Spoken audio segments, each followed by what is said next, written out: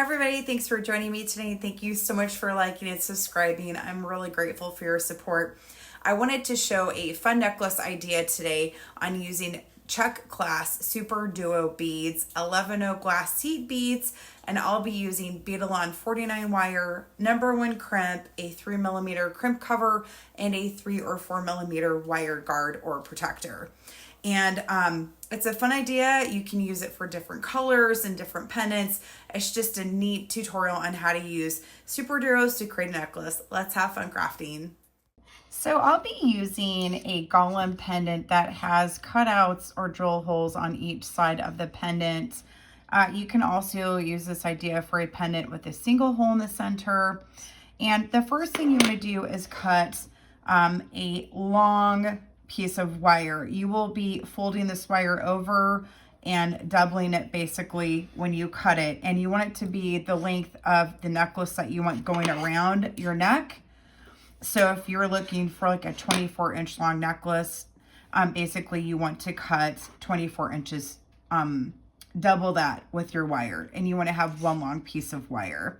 And the first thing I did is I took my wire and I folded it in half and I looped it around the corner of the pendant. And then I added 11 seed beads.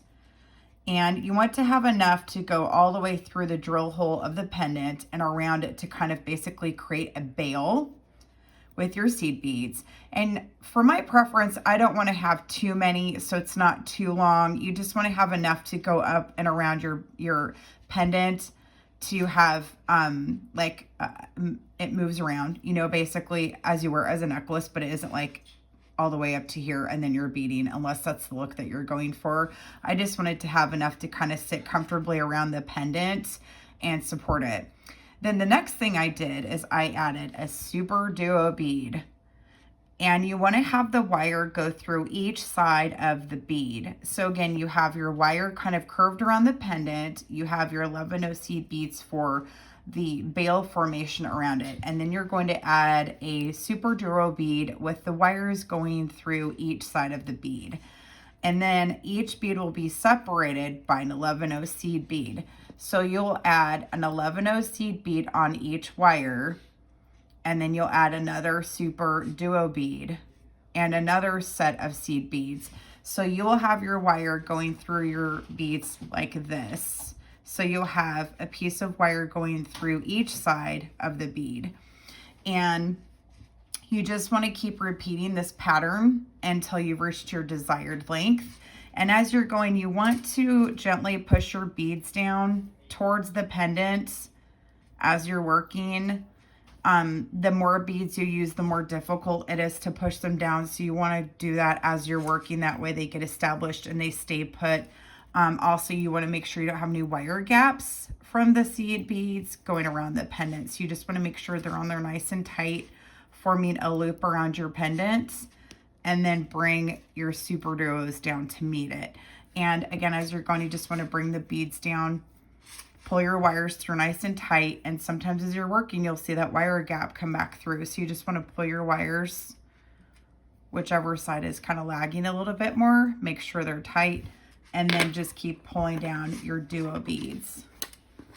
So this project, as I started it, I thought it might take an hour. It's probably more like a 2-hour project, at least for me anyways. Working the duo beads onto the wire takes a little bit of patience. Sometimes the duo beads will have one side that's clogged. You might be able to use the tip of a bead reamer to kind of open the hole a little bit without cracking the glass. And again, I have a nice amount of length, but I have a gap that's forming. So again, you want to just keep going back, pushing down all your glass beads back nice and tight up around the pendant, especially before you add any crimp beads. And you just want to bring all your beads down and gently pull your wire through, and then continue adding beads. So you do want to make sure you have enough wire measured before you cut for your necklace length. And as you're going, again, you just want to add a duo bead like this. So I'm feeding it onto my wire, and then I slide an 11-0 seed bead on each side. That is my cat Luna. She loves to be included in my videos. And I'm going to take 2 more seed beads and kind of slide them down. And then you just repeat the pattern. So you have your 2 wire ends, and you slide a SuperDuo bead on, and it doesn't matter which direction because they will rotate around, and slide it down. And go ahead and grab your 11-0 seed beads onto the wire. So I finished beading my necklace, and just to double check you have the length that you need, you want to get out your ruler and just lay the beaded portion next to it and double check the length. And then the other thing I do is I put it around my neck to see how long it is if I'm wearing it. So I'm down to the last bead, and I'm finishing it with a duo bead. And the next step I'm going to do is the wire guard and crimping. And since I'm using gold seed beads, I was just going to use gold crimps. And I'm using #1 round crimp from Bead, and I'm going to put a crimp on each side, one at a time. And I'm going to do a wire guard. So I'm going to do crimp, a wire guard, and then a cover. And then before I crimp everything down, I have pulled my wire nice and tight down. And I did double check at the front of the pendant that it's tight. But you also just want to kind of double check you don't have any loose wires anywhere before you crimp down.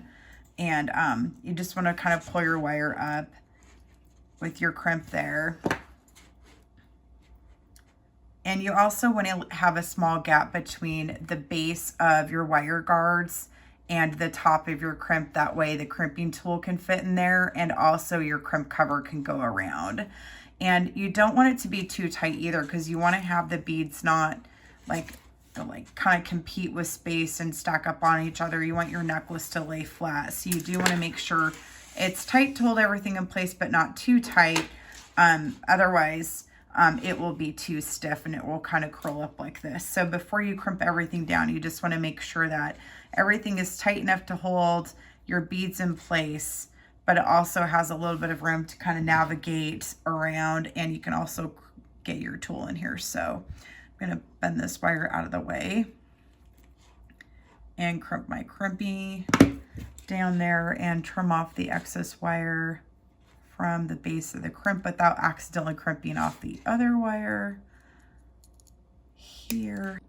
I went ahead and I added the crimp cover and everything to one end, and the other end I also crimped, and I'm going to add the wire guard. So you will have a wire guard and a crimp and crimp cover on the end of each wire.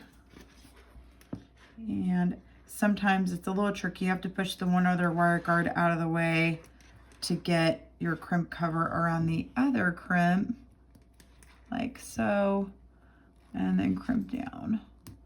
So I will have 2 wire guards, and I'm going to grab a jump ring. I'm using a heavy gauge 6mm jump ring, and bring them together, and I'm going to grab another jump ring and attach a lobster clasp on this end. The cute one I'm going to use, it's a little heart, and attach here. And then how I'm going to attach it to the pendant is I'm going to get a larger jump ring to go around here to go through the pendant. I'm going to use a 10mm one. And again, I'm using a heavy gauge one. They stay closed a lot easier and are easier to work with without having any issues. So, and add that one. And then you can just take your lobster clasp and bring it down and have it go around the jump ring on the pendant. And here you go. You have a SuperDuo glass necklace. I'm just trying to lay it out so you can kind of see on camera here a little bit. And here's a close-up. Again, I have the 2 duo beads with the 11-0 seed beads in between and a pendant. What a fun project, I think, for a necklace. It does take probably 2 hours to create, and Again, it's a great way to mix and match duo colors with your pendant. Here's a little close up. Yay! If you make this project, I would love it if you would tag me on your social media. If you use it, I would love to see your necklace version. Thank you so much for joining me today. I really appreciate it. And thank you for liking and subscribing. You can find me on Instagram and Facebook and Pinterest. And my website is andriabieberdesigns.com. Feel free to message me on social media or send me an email if you have any questions. My email is andriabieberdesigns@gmail.com. Thanks so much and have a great day.